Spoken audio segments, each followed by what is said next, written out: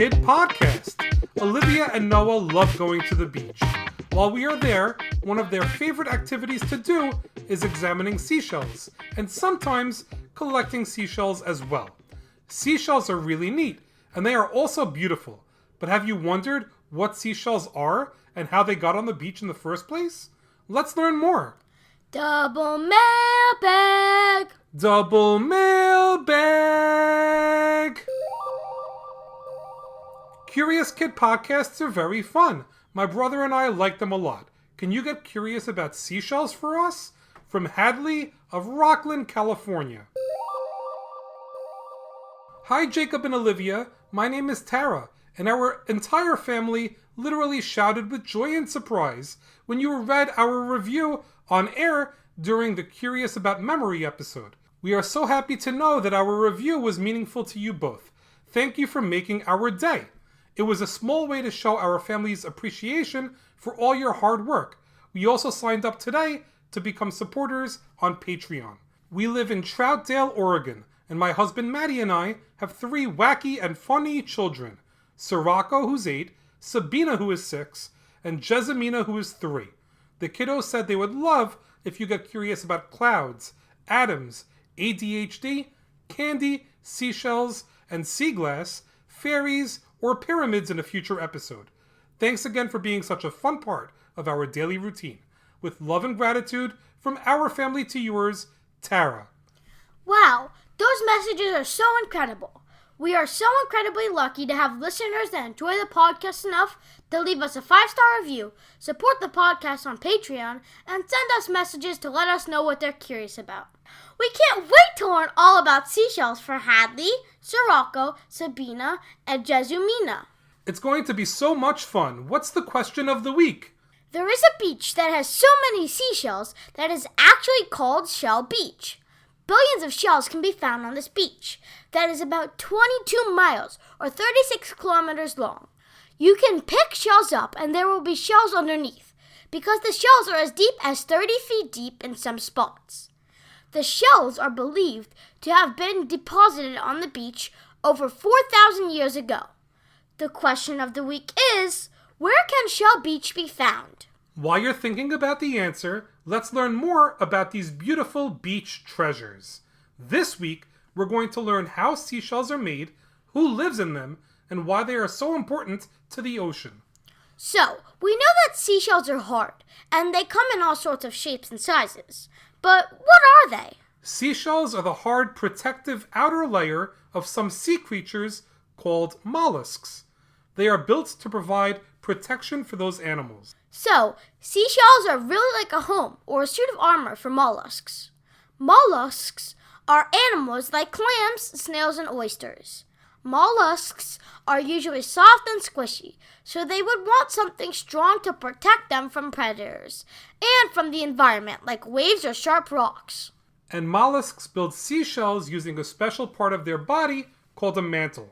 The mantle is able to make something called calcium carbonate, which is a material that hardens into a shell. The mollusk is able to add more layers to the seashell as it grows. That allows the creature to keep making the shell bigger and bigger as it's getting bigger and bigger. It's like how we need to buy bigger clothes as we grow so we can still fit into them. Seashells come in so many different shapes and colors, but there are ways we can classify the different types of seashells we see at the beach. There are 2 main types of seashells, and they are called univalves and bivalves. Univalves are shells that come from snails, and they have just one shell, usually shaped like a spiral. Bivalves are shells that come from creatures like clams and oysters. They have 2 matching shells, kind of like a little house, that opens and closes. So, a snail shell is a univalve because it is all one piece, and a clam shell is a bivalve because it has 2 parts that open and close like a hinge. That's right. Univalves like conch shells and whelks usually have a spiral shape that gets bigger as the animal grows. Bivalves, like mussels and scallops, have 2 symmetrical halves that protect the animal inside. Next time you see a seashell, do you think you can identify whether it's a univalve or a bivalve? Give it a try. The colors of the seashells come from pigments made by the mollusks as they build their shells. The patterns and colors help camouflage them into the ocean or attract mates. Seashells can have different beautiful colors and can be covered in spots and stripes. No two seashells are exactly alike, just like snowflakes. Each one is unique depending on the creature that makes it and where it lives. When you look at a seashell, you may notice rings or ridges on the seashell. Those rings and ridges mark periods of growth. In other words, they show how the mollusks keep adding more layers to the shell as it gets bigger. Mollusks are actually born with a tiny baby shell that it needs for protection. As they eat and grow, their shells grow too. Think of it the same way our bones grow as we get bigger. Mollusks use their strong shells as a personal shield that gets stronger and bigger as they get older. Not only does the shell protect the mollusk from predators, but it also keeps the mollusk's body moist when the tide goes out. That's amazing! We've already discussed some animals that have seashells, but let's learn more about them. Sea snails like conchs and whelks carry their shells with them as they crawl along the ocean floor. The shells help provide protection from predators like crabs and fish. Clams, mussels, and oysters are bivalves, so they have two shells that open and close. They usually stay in one place and filter tiny bits of food from the water. They prefer to sit in the ocean and mind their own business. Their shells help protect them from the harsh environment and from predators. Hermit crabs are a bit different because they aren't mollusks. That means that they don't make their own shells. Instead, they move into empty shells left behind by other creatures. Hermit crabs carry seashells on their back as they move around. As they get bigger, they keep finding bigger seashells left behind by other animals to live in. It's kind of like upgrading to a bigger house as your family gets bigger and bigger. On top of all the important things seashells do to protect the animals that live in them, they are really important to the ocean's ecosystem. When seashells break down over time, they return important minerals like calcium back into the water. This helps other sea creatures, like coral reefs, which need calcium to grow strong. So, when seashells break down, they're like little natural recyclers, giving nutrients back to the ocean. And, on top of all that, they provide homes and hiding places for lots of small sea creatures. Tiny fish, crabs, and even other mollusks use empty seashells for shelter. Even on the beach, seashells play an important role. Birds use broken shells to help build their nests, and some animals, like sea turtles, rely on certain beach conditions, like the sand that comes from broken down shells for nesting. So, long after the mollusk that built the shell is gone, the shell is still very important for other creatures. This episode is brought to you by Progressive Insurance. Do you ever think about switching insurance companies to see if you could save some cash? Progressive makes it easy. Just drop in some details about yourself and see if you're eligible to save money when you bundle your home and auto policies. The process only takes minutes, and it could mean hundreds more in your pocket. Visit Progressive.com after this episode to see if you could save. Progressive Casualty Insurance Company and Affiliates. Potential savings will vary. Not available in all states. Speaking of other creatures, there is an adorable creature that joins us every week to share some amazing facts he dug up. Here with 5 unbelievable facts you need to know about seashells is Noah. Take it away, Noah. Fact number 1. Seashells are collector's items, and some seashells have sold for thousands of dollars. One of the most expensive types of seashells is called the glory of the sea cone shell. It is rare because the animal that makes it can only be found deep in the ocean floor near Indonesia and the Philippines. Fact number 2.